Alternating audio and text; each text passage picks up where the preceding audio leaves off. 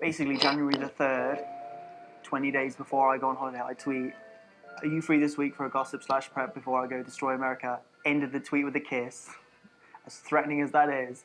20 days later, get on a flight, go to LAX. We had a hotel in Hollywood Boulevard. We were just going to potter around for a week, just looking around, just being tourists. Got off the plane, went through the passport control, swiped my passport through, and they're like, "Can you come this way?" And I was like, it's because I got an Irish passport. I thought maybe Irish people is like stereotype IRA bombers. So they went through my suitcase, and I was like, "Oh, what are you doing?" And then when they pulled me into the holding room, I was questioning me for 5 hours about whether I had a Twitter account. And I was like, "Are you being serious? Are you actually holding me because of a tweet?" And they're like, "What do you mean by destroy America?" And I was like, "To party, it means to go wild, get drunk." Any moron that could read that tweet can see what it's meant as. Like, it ends with a kiss. I'm sure, like, Hitler doesn't end his memoirs with a kiss or whatever he did. So then they moved us to a holding room. But then at midnight, the staff changed over, and they weren't aware of what we were there for. So they handcuffed us, stuck us in the back of a police van, and then took us to a downtown, like, prison detention center. Innocent people shouldn't be treated like absolute dirt, and they were dragging us around, pushing us into walls. Sounds like a horrible vacation. Is the government refunding you at least? No, they won't comment on what happened. Well, if I'd put I was going to paint the town red, they'd have me done for graffiti as well, wouldn't they? When I go to other countries, this is going to show up that I got refused from America, so more than likely I'm now going to get dragged off at every airport and questioned about what happened, and I have to explain to them that it was a tweet. I'm Italian, Irish, French, Portuguese, Native American, Black, I'm even like 1/18 Avatar. This is Joe Lipari. Joe Lipari had had a rough day at the Apple store. He had been forced to wait in line for 4 hours before finally leaving. So I get home from the Apple store, still a little irritated, smoke a little dope, put on Fight Club, just trying to relax, go on Facebook.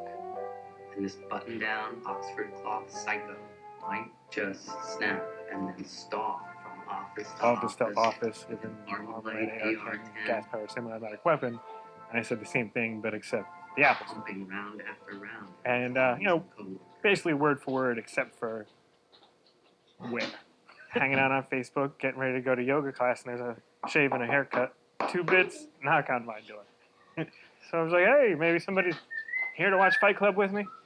Open it up, boom, NYPD SWAT, their bulletproof vests on, their guns drawn, and they tear the place apart. They really go through everything. When the one cop, finds the box that has all my, military awards, he comes bringing it down. He's like, oh, you were in the military? And we start talking Army talk. He sees that I speak the language. And that's when he asked me, he was like, so do you know what an Armalite AR-10? And I was like, that's why you're here, guys. You're here because I made a bad joke on Facebook. It blew my mind. It's the ultimate buzzkill, really. Your Facebook page is brought SWAT to your house. They told me not to, go far from New York because I'm going to be needed for all these court cases for a year. They claim one of my Facebook friends called 911, which is another thing I think is bogus. So I asked for the 911 tape, which they keep on file. They have to. And it's my right. It's my stuff. They have to give me my mugshots if I want it. So they come back and say, oh, turns out it wasn't someone that called 911. It was someone that just walked into the police station, and that's something we don't keep a record of. And how'd you get my address? I lived there for 10 days. I didn't update my mailing address yet. All my banking stuff is still going to my old apartment. There was nothing saying I lived there except for a verbal agreement. 3 minutes after being done with my lunch, I was told to go up to the office, and then I would sat down inside the vice principal's office, and I wasn't told what was going on until maybe 10 minutes later. My phone rings, I look at it, and it was the number to his school, and I answer it, and it's the school security guard just giving me a FYI, for your information, just to give you a heads up, the Secret Service is here with the Tacoma Police Department, and they have Vito, and they're talking to him. A man walked in a suit and glasses, and he said that he was part of the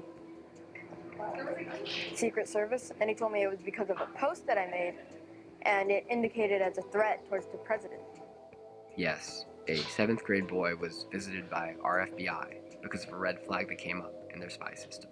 I was saying how Osama is dead and for Obama to be careful because there might be suicide bombers. It didn't consider his age, or that his comment about Obama needing to watch out was one of concern. The machine simply determined that based on a series of words, veto was a potential threat.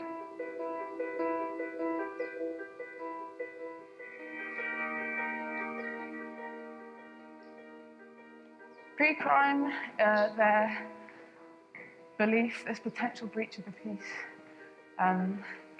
Their belief that you might cause a crime.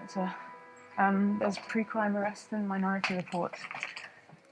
Mr. Marks, by mandate of the District of Columbia Pre-Crime Division, I'm placing you under arrest for the future murder of Sarah Marks and Donald Dubin. To take place today, April 22nd, at 0800 hours and 4 minutes. No, I didn't do anything. This arrest that happened on the royal wedding day when I attended a zombie flash mob wedding picnic. Right.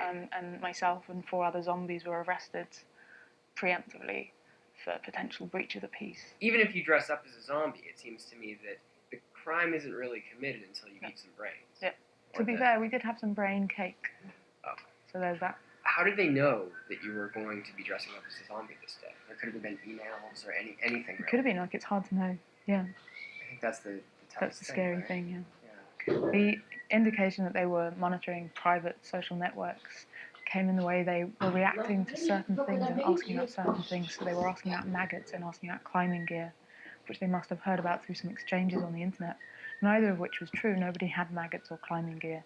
Not something that was itself posing a hazard to the royal wedding celebrations. We were nowhere near the royal wedding celebrations, and we had no plan of going near the royal wedding celebrations.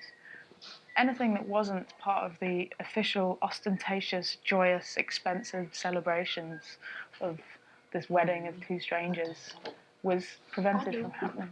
And that seems deeply disturbing.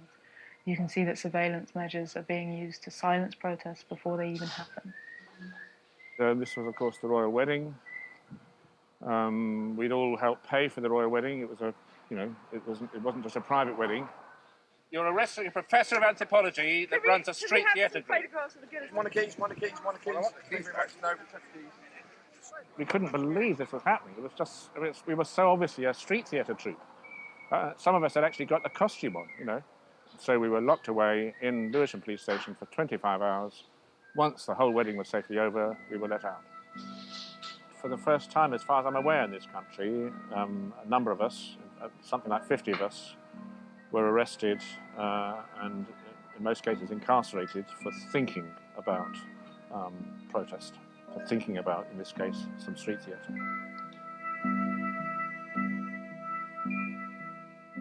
A lot of